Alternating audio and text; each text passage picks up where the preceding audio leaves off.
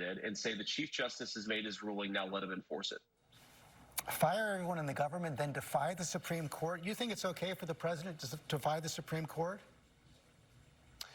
No, George, I did not say fire everyone in the government. I said replace the mid-level bureaucrats with people who are responsive to the administration's agenda. Every civil servant in the administrative state. No, George, I said the mid-level bureaucrats, and one of the problems that we have in this government. You said every civil servant in the administrative state. Let me finish the answer, George. You asked the question. We have a major problem here with administrators and bureaucrats in the government who don't respond to the elected branches. Let's just give one very real-world example of this. In 2019, Donald Trump, having defeated ISIS, said that we should redeploy our troops in Syria and Jordan out of the region.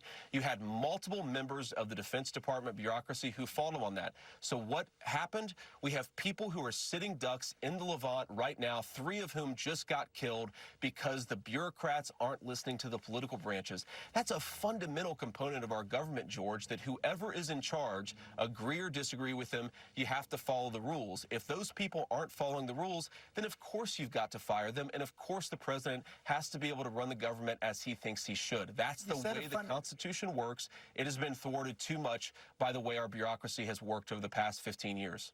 The Constitution also says the president must abide by legitimate Supreme Court rulings, doesn't it?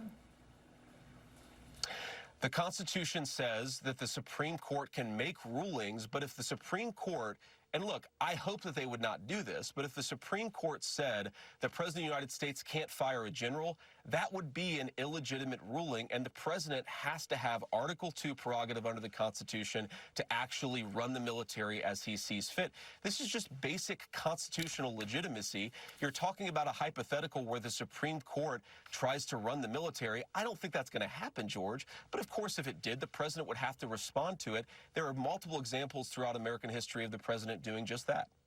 You didn't say military in your answer, and you've made it very clear you believe the president can defy the Supreme Court. Senator, thanks for your time this morning. No, George. Roundtable's up next. We'll be